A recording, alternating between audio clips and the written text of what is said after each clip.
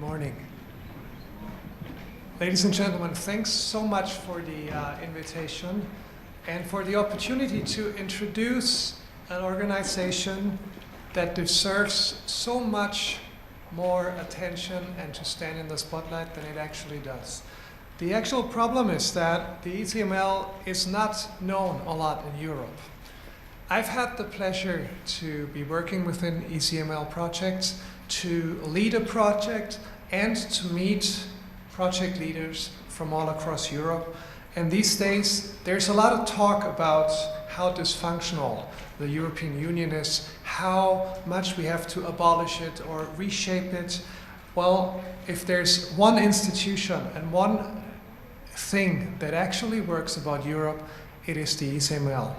The European Centre for Modern Languages aims at bringing innovation in the classroom, aims at bringing together experts from all over Europe, from different classrooms, from universities, to do nothing but improving classroom and the teaching of several languages. As you can see, this is the website, and these are the areas of expertise.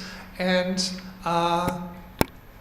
there are tons of materials that can be used for the classrooms that are just there for downloading, which are offered free and which really deserved to be noticed. In this course of the presentation, and it's going to be a short one because we all want coffee and lunch, I feel honored to introduce one of these projects, which I believe is pretty relevant for today's topic of this conference. It is a difficult term, and I hope that by the time I'm finished, you know what pluriliteracies are all about. It is next to impossible to translate this term, which was basically coined in Canada and in the United States, into any other language. But since we've been working with so many people from so many different European countries, people get used to it. And maybe I can also convince people that literacies actually is a term that is so much better than competencies. So we'll just try. So what are we all about? We started this project in 2012 because we were deeply disturbed by developments that we saw in the classroom, either in our own classrooms. I used to be a teacher for both English and geography, and other classrooms and research that we read.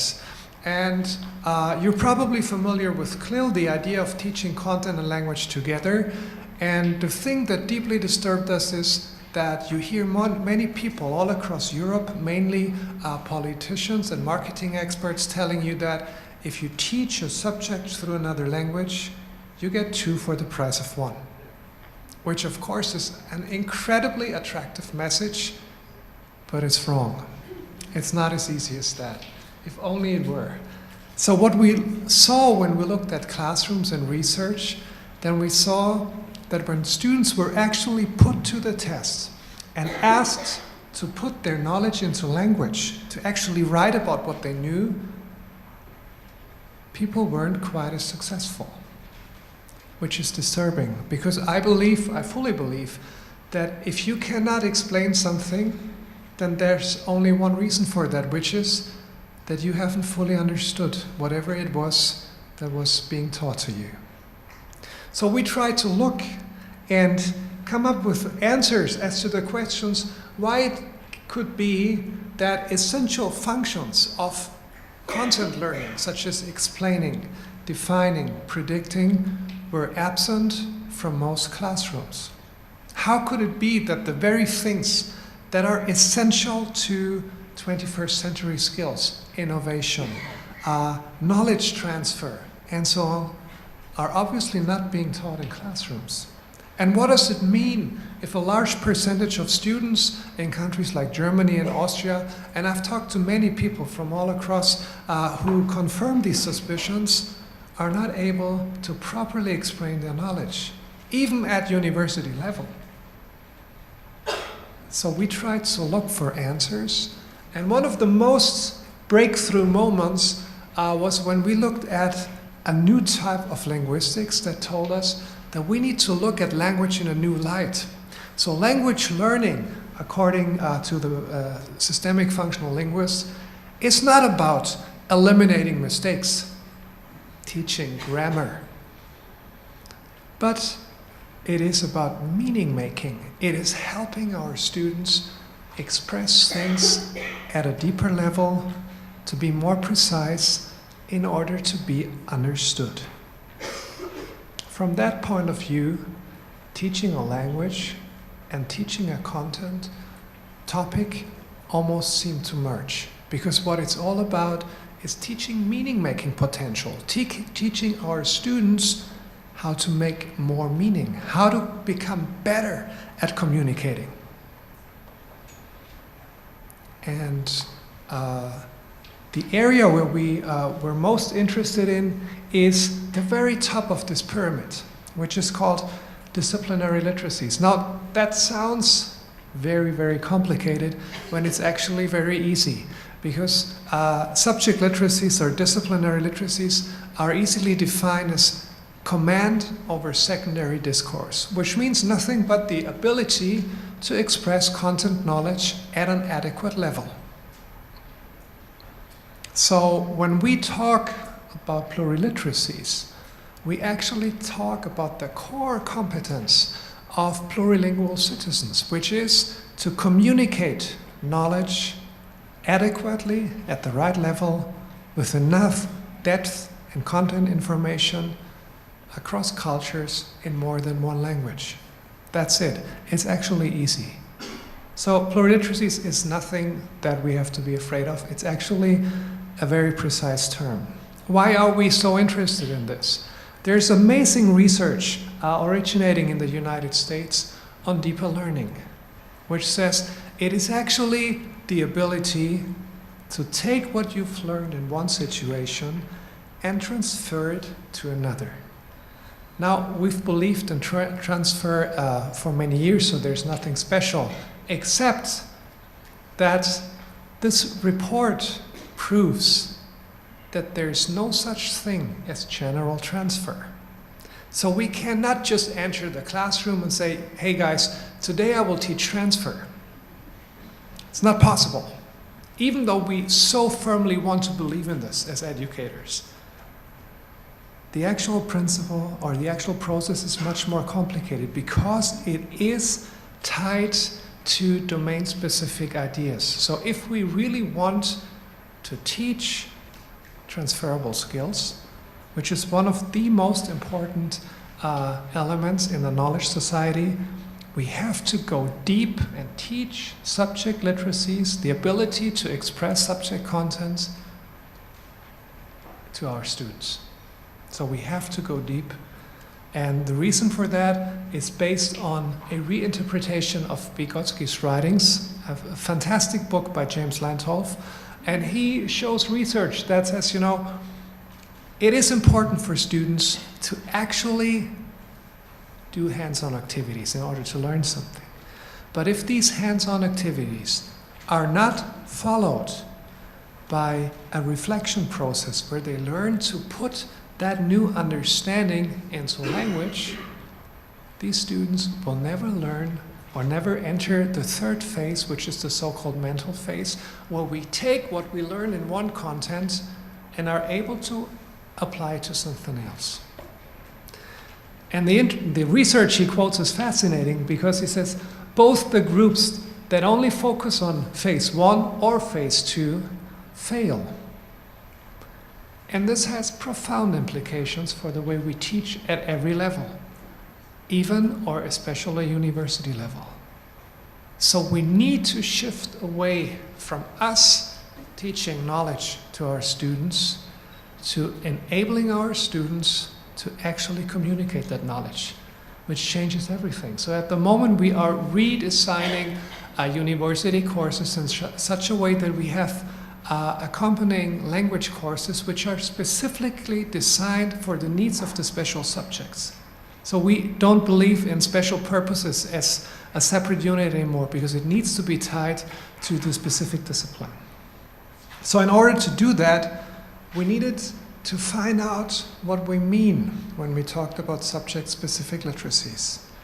And we used a category or taxonomy that was invented and developed by the Council of Europe and published only this year, which clearly says that if we really want our students to apply what they learned at university, in classrooms, in real life, which is the very highest level of this diagram, then they need to learn how to communicate that knowledge, they need to reflect it, and that is only the precondition for transfer within the subject and then transfer to another subject or another discipline.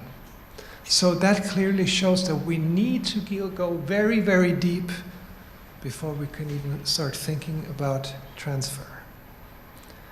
And language plays an essential role in this construct, because it is through language that we learn how to build concepts from facts.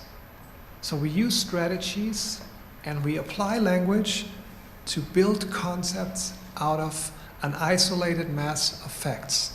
If we don't connect these facts into patterns, they will never become constructs or propositions or other complicated issues.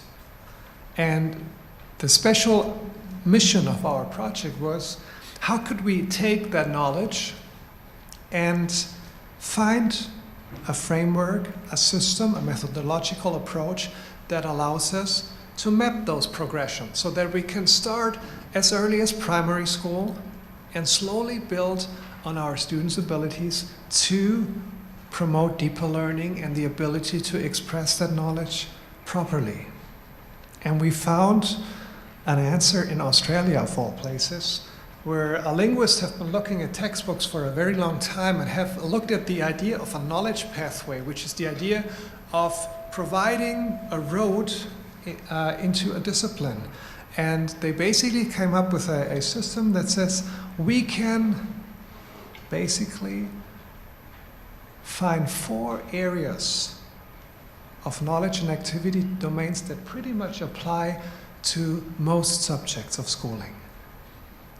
We create data by doing experiments, that's the doing. Then we have to somehow make sense of what we find by organizing that data.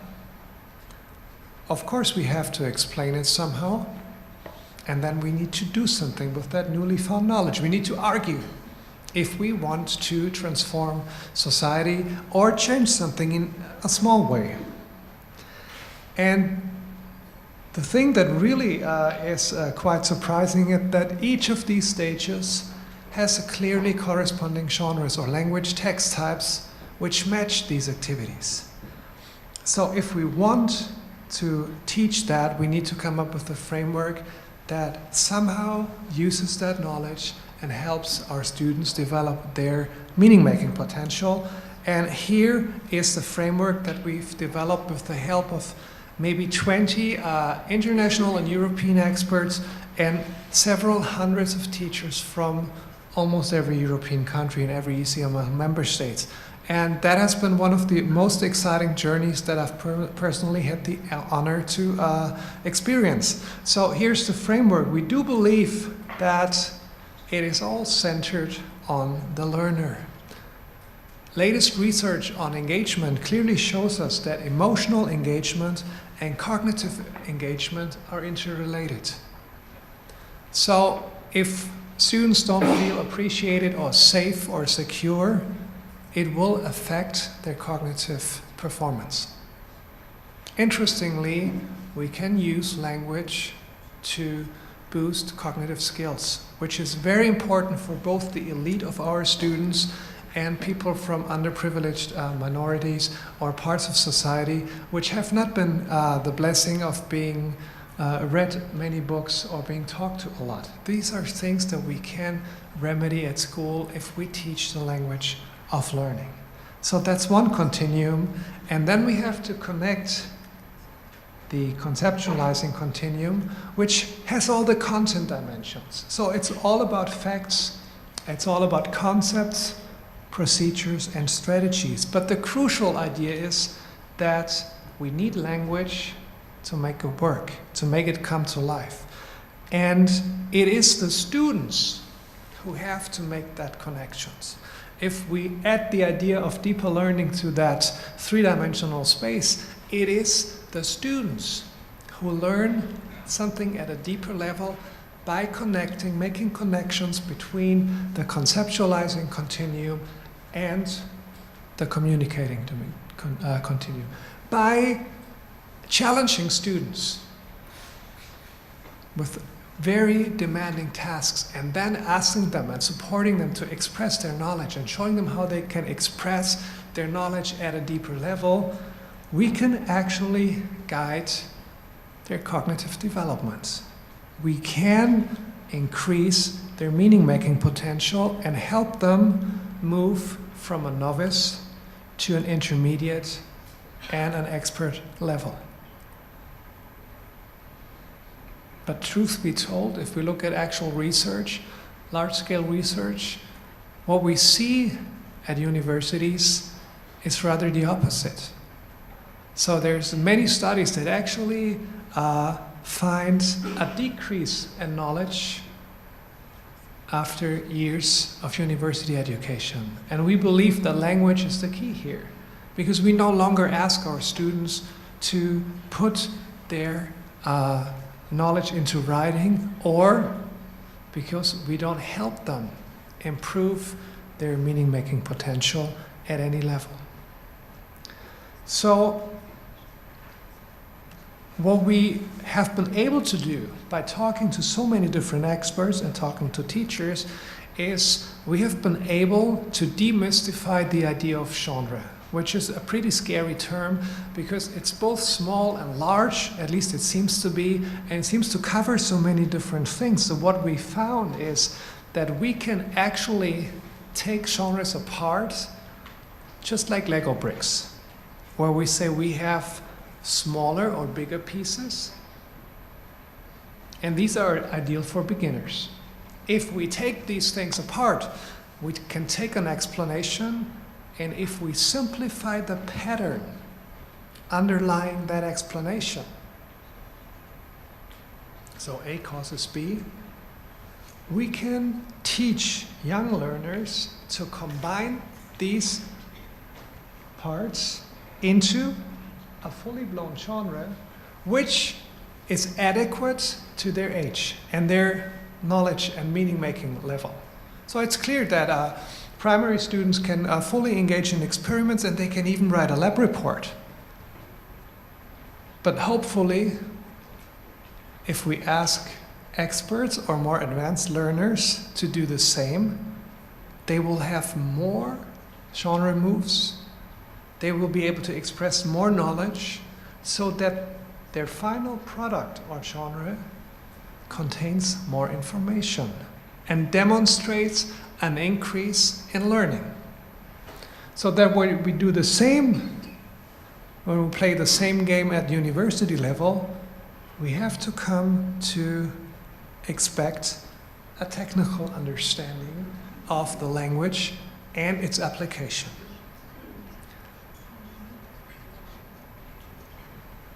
If you're interested in the practical realities of making this approach come alive, on our website you will find tons of materials. It's free. If you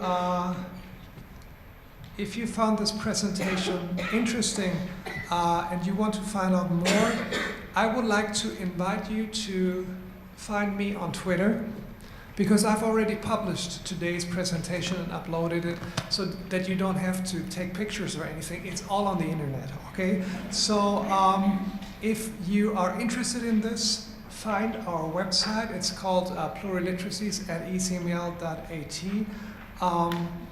It has wonderful materials for different subjects, for different age groups, and next week we will upload new materials for history.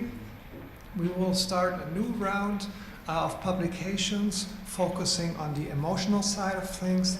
And if I may say so, in recent years there has been a tendency within the EU to think that the ECML is no longer worth supporting, and big countries, not only like Great Britain but also Italy and Spain, have withdrawn with catastrophic results.